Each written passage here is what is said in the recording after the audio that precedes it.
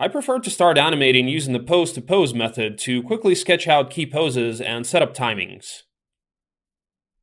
This approach involves saving the pose entirely for the whole character, which means all of his controllers in a particular frame. For this reason, I'll click Key All in the first frame in Anim Picker to create keys on all the controllers for the first pose. Additionally, I prefer to work in auto keyframe mode in order to avoid accidentally losing a pose by forgetting to put the key. So you can turn it on by clicking this button. Note that auto keyframe creates keys only for the active controller, on condition that some manipulations were done with it. This is why you need to use the button in Anim Picker to save the pose. Based on the reference, it's probably more convenient to animate the arms in a straight kinematic mode, because they don't interact with anything and such wide movements will be easier to control through the rotation of the joints. So I'll leave them in FK mode. It seems to me that it would be more appropriate to make the arm rotations depend not on the chest but on the body as a whole. So you can change the amplitude of the arm and chest movements independently of each other. I'll put body in the attribute pair shoulder rot for each arm.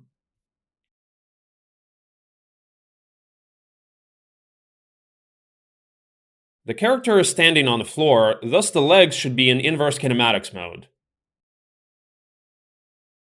while the head and neck should inherit the chest. Their movements will be more convenient to add on top, so I'll put spine C0 tip in attributes IK ref and head ref.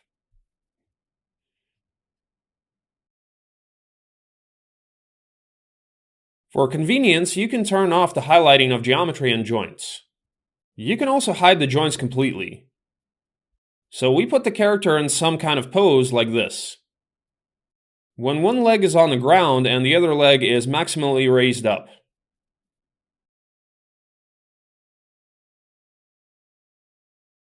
At the beginning of the pose, you can sketch pretty quickly and relatively pay attention to the big details. Besides, the skinning will need to be corrected over time, and this will affect the form. You should start with the main controllers, and you can add minor things like fingers later. Remember about the transformations inheritance of controllers in the rig, and try to make the minimal number of controllers responsible for the movement, especially for the back. Its movements should be set by the common controller, rather than shifting both chest and pelvis controllers, which are designed more for secondary movements. In this way, it'll be easier to edit the animation later. You should not spend much effort on the first pose, because all the poses should work well together, and you will probably need to adjust them repeatedly in the process when the movement will be displayed. Try to make the poses expressive. Don't be afraid to exaggerate and experiment. Take care also of the balance of the character, so that its center of gravity corresponds to the movement.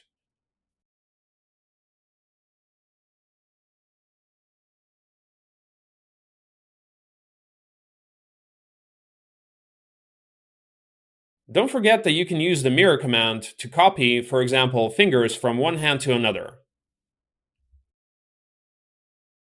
Don't pay so much attention to the self-intersection of some parts of the body. For example, like here on the leg and the stomach. I think an expressive pose is more important, especially because you can fix those little details later.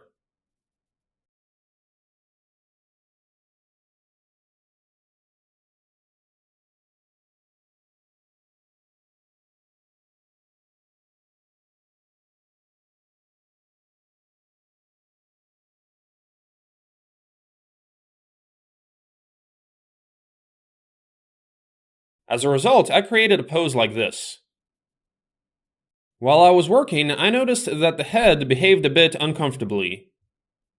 At the moment, the FK head controller doesn't react to the rotation of the neck, but it depends on the chest. That is why the pose has to be set by two controllers, namely neck CO IK and neck CO head. It would probably be better for the head to inherit the rotation of the IK controller of the neck, So first I'll reset the FK transformations of the neck head controller, and change the parent neck head attribute to self. After that, I'll set the required pose by the IK controller of the neck. Pay attention that I changed the shape of the neck and head controllers to the opposite structure from the default shape. Thus, now the IK controller is a big cube, and the FK head controller is a small circle. I prefer to manipulate the head and neck mostly with one IK controller. Also, I feel more convenient to work with this shape. If you look at the reference, you can see that the dance is quite simple. It basically consists of two phases. The character takes turns raising and lowering his legs, and the second pose, I'm going to make it like this. When the first leg that was raised is down, and the second leg is pulled back, hands down. The body is straight.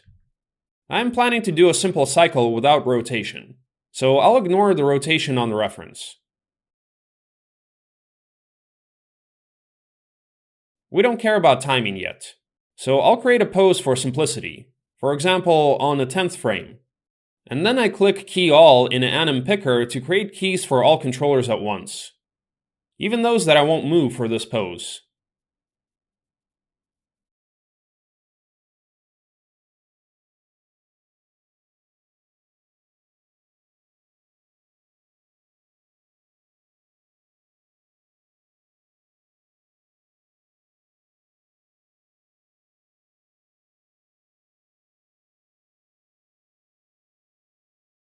I'll create the second pose in exactly the same way as the first with the same recommendations. The only point is that this pose should be checked against the one created before, in order to ensure that they more or less correspond to each other. I mean, for example, to make sure that the character or its parts don't shift very much. It's convenient to skip to the next key either by clicking on these buttons with the mouse or by using shortcuts, which by default are the comma and the dot on the keyboard.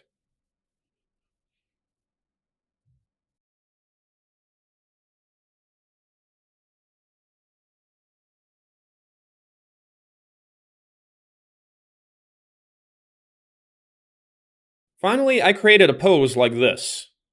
If you look at the reference, you can see that if you don't take into account the rotation, the character makes symmetrical movements with his arms and legs.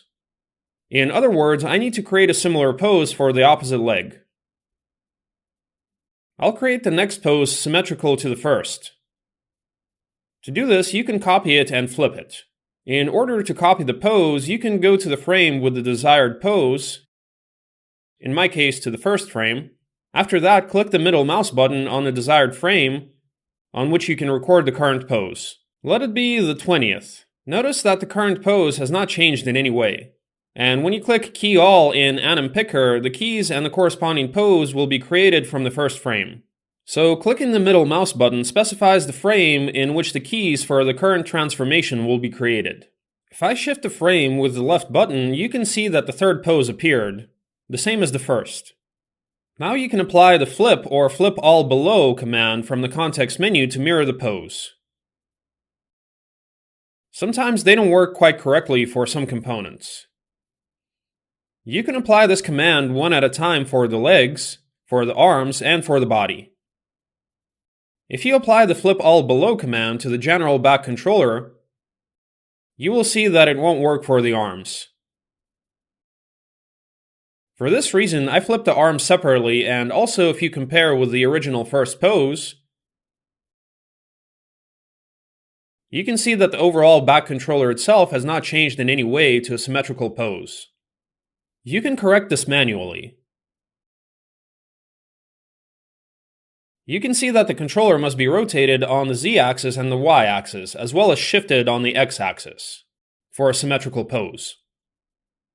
Therefore, you can replace coordinate values for the corresponding transformations with the opposite value. That is, we remove minus in the rotate Z coordinate and minus for rotate Y, and similarly replace the coordinates with opposite sign assignments for translate X. Now you can see that the pose is symmetrical. Let's create a pose symmetrical to the second pose. That is, the pose from the 10th frame. Perhaps on the 30th frame. Pay attention that the poses don't have to be mirrored exactly. You can set them manually. This may even be better, since creatures rarely move completely symmetrically. I do this mostly to save time.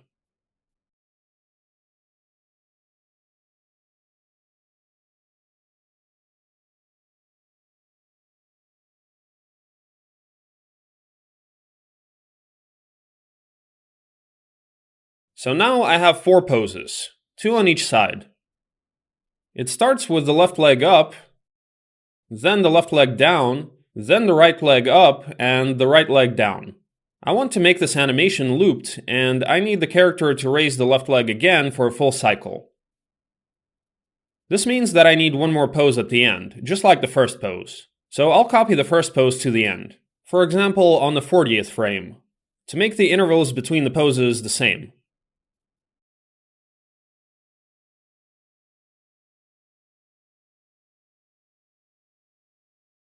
You can set up the timing now.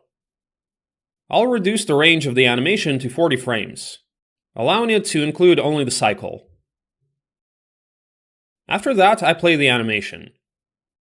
It seems too slow to me. It should be sped up. To do this, I'll shift the pose keys. I mean the keys for all the controllers. I'll select all the controllers in the Anim Picker and then hold down Shift and left click to select a region in the time slider, to get a key or more keys into it. Then I'll move the middle mouse button behind the central part of the region. The region with keys can also be scaled by moving the middle button over its edges.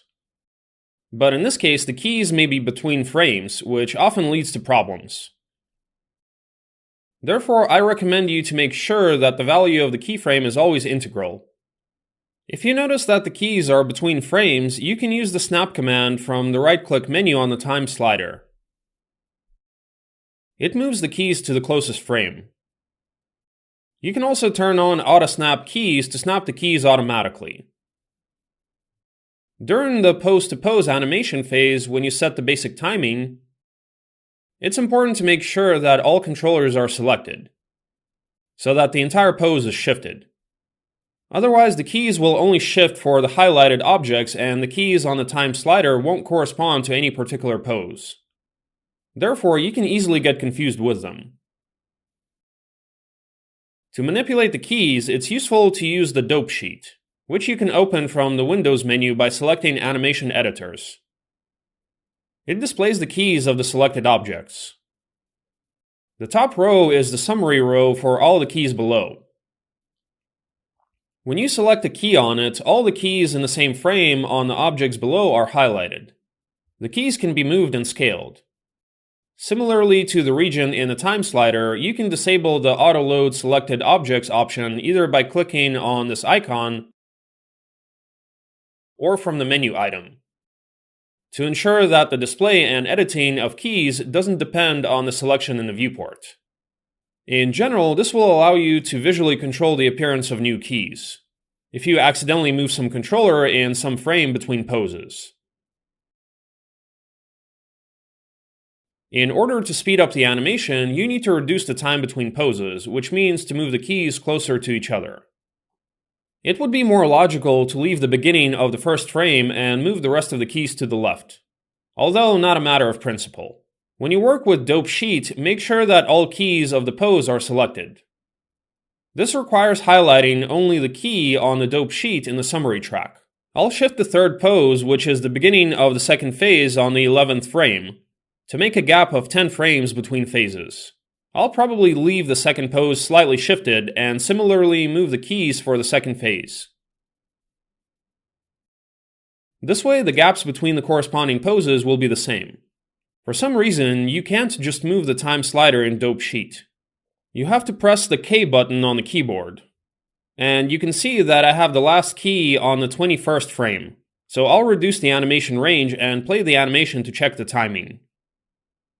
Now the transition between poses is probably a bit uneven, so I'll shift the second and fourth poses, in which the character lowers his previously raised leg. closer to the previous poses. When the key poses and basic timings are ready, you can add motion details. Basically, you can continue working with the pose-to-pose method and add poses for the whole character. But at some point, one way or another, it will be more convenient to edit the controller's movement individually, without being attached to a pose. When exactly you should switch from the pose-to-pose method depends on the animation itself and on the personal preferences of the animator. I recommend you to experiment with it. However, with a simple animation like this, which has just 2 basic poses per phase, I think you can move on to individual movement editing right after creating the key poses and the overall timing. You should also start adding details with the main body parts the movements of the other parts depend on. Most often, the first thing to edit is the movement of the whole body together with the legs. Then the pelvis, chest, arms, head, and so on.